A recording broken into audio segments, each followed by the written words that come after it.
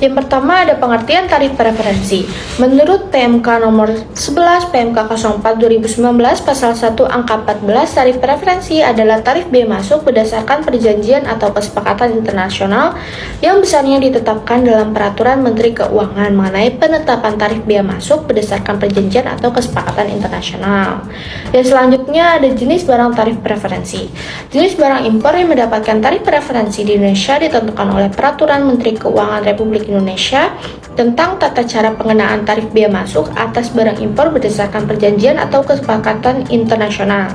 Tarif preferensi dapat diberikan pada barang impor yang menggunakan dokumen pemberitahuan impor berupa pemberitahuan impor barang PIB dari TPB atau PLB yang telah mendapatkan persetujuan untuk menggunakan tarif preferensi.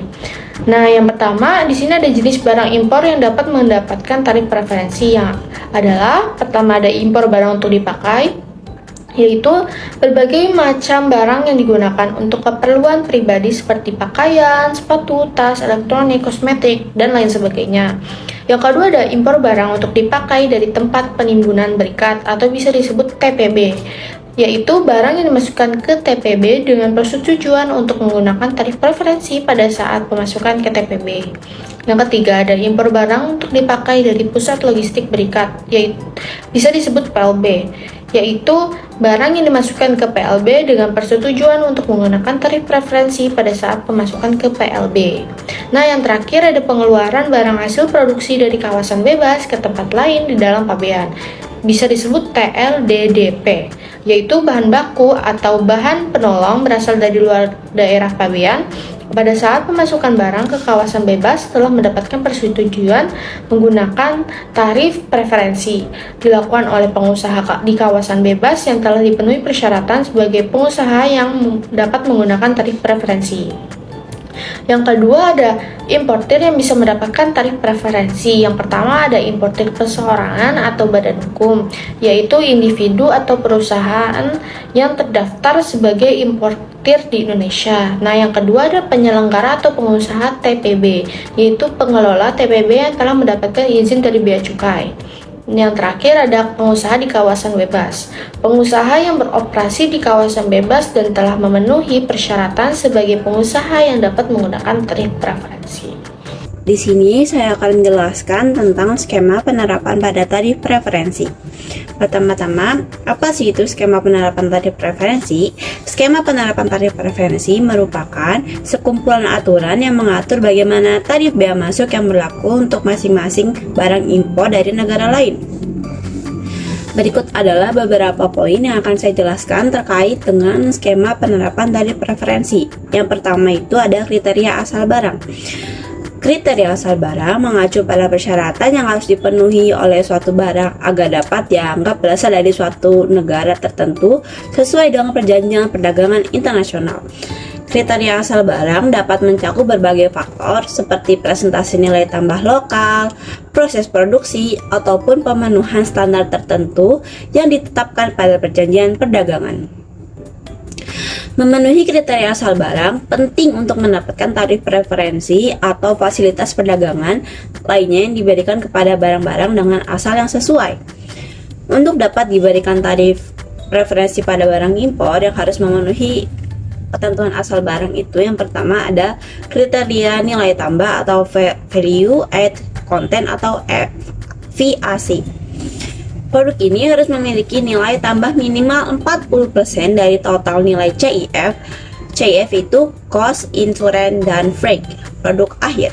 Lalu yang kedua adalah kriteria dalam proses produksi. Produk harus mengalami proses produksi tertentu di negara-negara yang mendapatkan tarif preferensi. Lalu yang ketiga itu ada kriteria bahan baku. Bahan baku yang digunakan dalam produk harus berasal dari negara-negara yang mendapatkan tarif preferensi. Lalu yang kedua, saya akan menjelaskan tentang jenis tarif preferensi.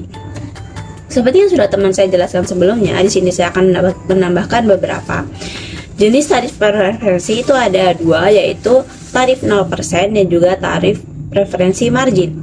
Tarif 0% adalah tarif preferensi yang paling umum diberikan kepada produk-produk yang memenuhi kriteria asal barang untuk mendapatkan tarif preferensi. tapi tidak semua produk ya. Lalu yang kedua itu ada tarif preferensi margin. Tarif ini lebih rendah daripada tarif MFN atau Most Favored Nation yang berlaku, tetapi tidak sama dengan 0%. Lalu yang ketiga saya akan menjelaskan tentang prosedur klaim tarif preferensi, yaitu ada SKA dan juga deklarasi asal barang. SKA atau Certificate of Origin atau CO, eksportir harus menyertakan CO yang dikeluarkan oleh otoritas yang berwenang di negara asal produk. Lalu deklarasi asal barang, importir di negara tujuan dapat melakukan deklarasi asal barang untuk produk-produk tertentu untuk mendapatkan prosedur klaim tarif preferensi. Lalu yang keempat saya akan jelaskan tentang verifikasi dan penegakan. Biasanya melakukan verifikasi dan penegakan itu otoritas bea cukai. Otoritas bea cukai di negara-negara yang mendapatkan tarif preferensi bertanggung jawab untuk memverifikasi asal barang dan memastikan kebutuhan terhadap aturan tarif preferensi sesuai dengan perjanjian.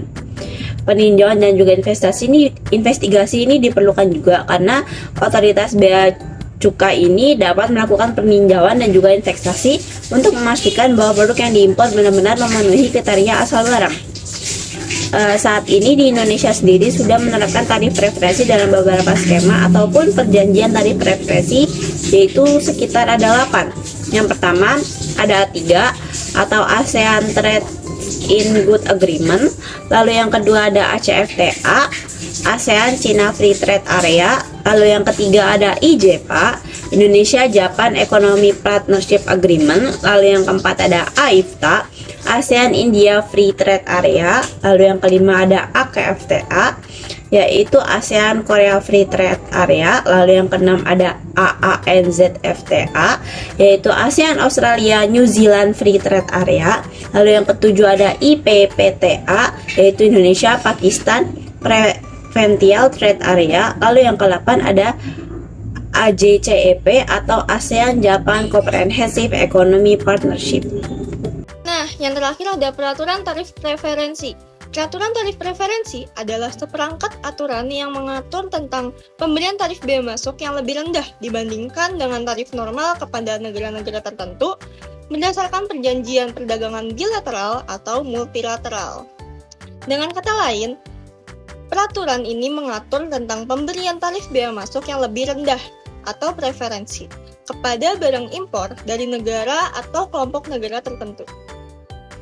Nah, peraturan tarif preferensi ini umumnya meliputi negara penerima, produk yang eligible. Nah, produk yang eligible ini yaitu produk yang memenuhi syarat, atau contohnya produk eligible ini produk pertanian. Contohnya beras, jagung, kedelai, kopi, teh, kakao, dan lain-lain. Ada juga produk perikanan yang contohnya ikan, udang, cumi-cumi. Juga ada produk olahan pangan yang contohnya minyak goreng, tepung, gula, dan lain-lain. Nah, tingkat preferensi ini adalah persentase pengurangan tarif bea masuk yang diberikan kepada produk yang eligible, tapi tingkat preferensinya tidak selalu menjamin bahwa suatu produk akan lebih murah di pasar negara tujuan. Faktor-faktor lainnya seperti biaya transportasi, biaya asuransi, dan nilai tukar mata uang juga dapat mempengaruhi harga produk. Lalu ada aturan asal barang atau Rules of Origin. Dalam peraturan tarif preferensi adalah ketentuan yang menentukan negara mana yang dianggap sebagai negara asal suatu produk. Nah, yang terakhir ada prosedur. Nah, peraturannya ini meliputi Undang-Undang Nomor 7 Tahun 2014 tentang perdagangan, yang mengatur tentang perdagangan dalam tarif preferensi atau PTP yang dilakukan oleh suatu negara dengan negara lain. Nah, PTP ini merupakan perdagangan yang dilakukan dengan pemberian tarif preferensi atau kemudahan lain dalam rangka meningkatkan daya saing produk Indonesia atau produk suatu negara di pasar internasional. Pada tahun 2020, undang-undang ini telah diganti menjadi Undang-Undang Nomor 11 Tahun 2020 tentang Cipta Kerja. Nah, yang kedua ini ada Peraturan Menteri Keuangan atau PMK Nomor 131 PMK 04 tahun 2020. Nah, ini merupakan peraturan yang mengatur tentang tata cara pengenaan tarif bea masuk atas barang impor yang berasal dari negara-negara anggota ASEAN berdasarkan Persetujuan Perdagangan Barang ASEAN atau A3. Ini bertujuan untuk memberikan kepastian hukum, memperlancar arus perdagangan barang, dan meningkatkan daya saing produk Indonesia atau produk suatu negara di pasar ASEAN. Nah, yang ketiga ini ada Peraturan Menteri Keuangan Nomor 118 PMK 010 Tahun 2021. Ini mengatur tentang organisasi dan tata kerja Kementerian Keuangan atau PMK ini yang menetapkan tugas, fungsi, dan struktur organisasi Kementerian Keuangan, termasuk di dalamnya terdapat Direktorat Jenderal Bea dan Cukai yang bertugas melaksanakan tugas dan fungsi di bidang kepabean dan cukai. PMK ini juga mengatur tentang tata cara Kementerian Keuangan, termasuk di dalamnya alur kerja, koordinasi, dan akuntabilitas. PMK ini bertujuan untuk meningkatkan efektivitas dan efisiensi kinerja Kementerian Keuangan dalam melaksanakan tugas dan fungsinya.